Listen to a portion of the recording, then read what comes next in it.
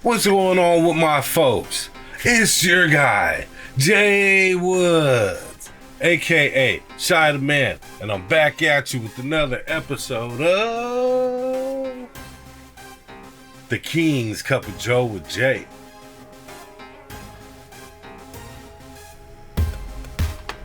What? I have been gone for a minute, but now I'm back. Hey, it's been a minute. It's been since last season, but I'm back. Oh yeah. That's I gotta admit, that's kind of from earlier in the day.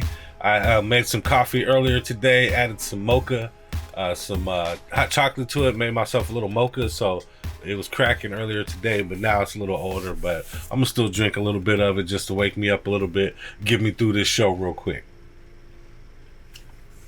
And today is November 6th, 2025. And the day is Thursday. Back in the days when I was young, I'm not a kid anymore. It's a throwback Thursday. But some days I sit and wish I was a kid again. Yeah, today's that day when you go to social media and you throw your old school pics up there. People be laughing at your old school shots from when you were younger. Hair was different, less hair on your face, maybe something like that. For me, I just throw on a little bit of the old school music and we just ride it out like that. So here we go. And before I get too deep into it, guys, I want to ask that you please go ahead and like this content, subscribe, share, comment. Do something, do all those things. It helps me grow. I'm trying to grow the channel. If you can, go ahead and subscribe for more content like this later. If you like King's Talk, go ahead and subscribe for your boy. And today's first topic I have is the Kings are 3-5 right now. Their current record is 3-5. For a while, they only had one win on the record. They won a game at home versus Golden State last night, which was good to see, and they won one against Milwaukee Bucks. So they've been overachieving a little bit, I believe. People have been kind of down on the Kings, but they handled their business last night against Golden State, which is great. The record is 3-5. I think some people thought the record might be a little even worse than this, just looking at the schedule beforehand, seeing how hard our schedule was going to be. But 3-5, it's okay. It's not obviously the best. There's a bunch of stats out right now saying that the Kings, if they keep going this way, they'll probably finish with about... I think it was 45 wins or something like that. So keep your eye on that. That's better than 50%. I'm not sure where they get those numbers from. Maybe they're just rating how good the Kings can be, maybe. But 3-5 currently. They have a few games coming up here. They do have a difficult game on Friday against OKC. They were beating OKC at the end of the last time they played them, and they lost the game at the end. So it shows they can stay with OKC. They just got to be able to hold their leads at the end of games, which has always been an issue with the Kings. And then they also have a game in Minnesota, or actually at home, versus the Minnesota Timberwolves as well. A very winnable game. And then they also have a game at home versus Denver, and that game is on Wednesday. So they have a few games at home. These next few games are at home. I believe at least one of them is winnable. We want to see that record get to, that would be, if they won one and went two, it would be like 4-7. Maybe they can get two out of that next homestand. That'll make them about 5-6. That would look a lot better on their record. It would show that they're moving up towards 500% or 50%, 500. So that's what we want to see. 3-5 is not the best start ever, but it feels like they're kind of coming into their own a little bit in this beginning of the season, especially adding a guy like Russell Westbrook onto the team. He helped them definitely win this last game in Golden State. So they're kind of getting acclimated to each other. They're finding their chemistry, and that kind of brings me to my second topic, Russell Westbrook. I call it the Russell Westbrook Effect, because he has had an effect on the Kings. He has done a few things for the Kings to help them win, and he was a big factor in winning this game against Golden State. Triple-double. He got a triple-double out there. He's out there dishing the ball. He's out there. He was hitting his shot. He He wasn't clanking too many of them. He was hitting his shots, and he wasn't turning the ball over. He got a triple-double in that game where he was just out there balling. I mean, for him to get a triple-double, he had like 20 points. I believe he had like 10 rebounds. Let me pull up the stats real quick. So, yeah, Russell Westbrook had, in 35 minutes, he had 23 points, 10 assists, 16 rebounds. On the night where we don't have our guy, Domantas Sabonis, Russell Westbrook goes out there and is the leading rebound getter with 16 rebounds. And the closest to him was Dennis Schroeder with 7. Drew Eubanks with 6. So he went out there and took it upon himself to make sure we grabbed the amount of rebounds we needed to go ahead and win that game. So a big hurrah to Russell Westbrook. Great. Let's cheer him up. Let's clap it up for Russell Westbrook. People were kind of questioning his fit on this team, and I think we're kind of seeing his fit on this team. He doesn't necessarily have to be point guard to be effective.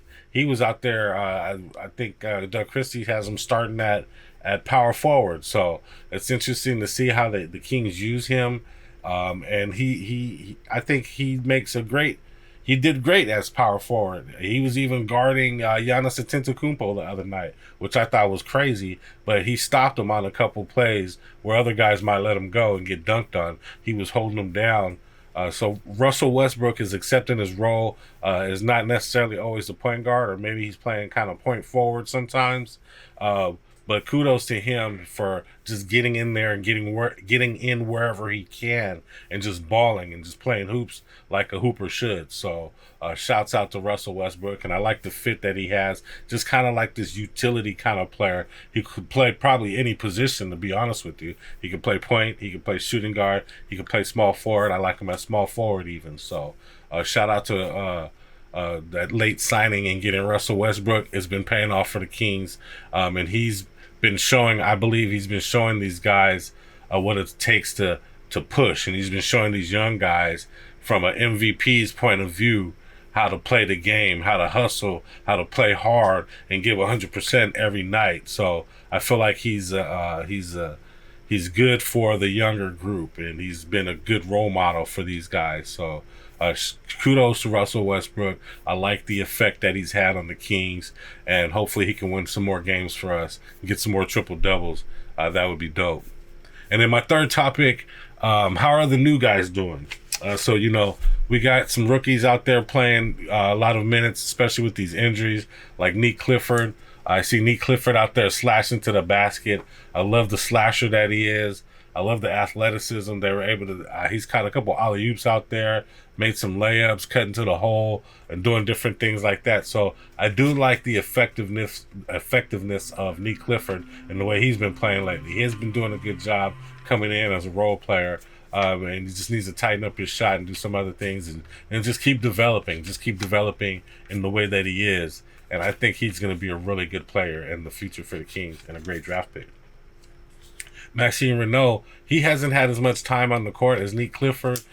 He hasn't been playing as much, and a lot of people will say he doesn't even look like he's really NBA ready yet. I don't know about that. I feel like he's NBA ready enough. He just needs more reps. He needs more time. He needs to get out there more. He needs to see the court more and play against these NBA players some more, and he needs to hit the weight room probably a little bit. Eat a couple more burgers, a couple extra burgers, get a little size to him. But I feel like if he gets to play a little bit more, he'll be able to develop more. And I think he was a solid pick. He's one of those 7-foot guys that can shoot, really athletic guys that a lot of other teams are starting to draft and have. So I think he'll be effective for us in the future. Just keep developing him. Maybe even let him play some G League games. But I haven't fallen off from Maxine Renauld. I think he still can be a really good player for the Kings in a certain role that they can use him in. And then Schroeder, we got Schroeder in the offseason as well. Schroeder, a lot of people were saying he hasn't had super effect yet. They haven't really given him much props for much of what he's done, but I think he's done enough. I mean, he's getting acclimated to a new team. He throws good assists. He hasn't been super effective in the pick and roll, which is something I thought he would be super effective in the pick and roll with some Domantas so far, Malik Monk has been the most effective point guard in that regard, as to giving really good pick and roll passes to Domantas Sabonis. But Schroeder had a really big game last night. He hit a bunch of really clutch threes last night as well. Last night, Dennis Schroeder had 18 points, and he's 7 assists and 7 rebounds, which is good. I mean, you're getting that from your point guard, your starting point guard. You're happy. 18, 7, and 7 is not bad at all. DeMar DeRozan had 25 points. He was actually the leading scorer, was DeMar DeRozan. Drew Eubanks had 12. Nique Clifford had 12. And I want to say Nique Clifford started. Nique Clifford actually started the game. They just picked up Precious Achiuwa. He had 4. He got in there, got 3 rebounds real quick in his minimum time that he had. And Malik got in there off the bench, 6 man, and got 21 points. So those guys did pretty good last night. Playing against Golden State. And Precious Achiuwa is a guy that I'm going to want to see him play more. He's a guy that the Kings really need.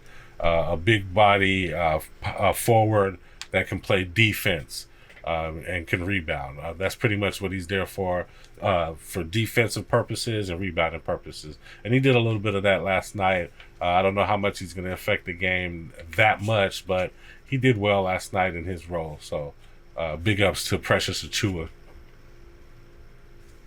And I want to say a big so long to Isaac Jones, who was traded to Detroit, I believe today, or Isaac Jones. The Kings waived Isaac Jones, and the Detroit Pistons have picked him up. I'm not sure why they waived Isaac Jones. I thought he was a good prospect, a good upcoming young kid.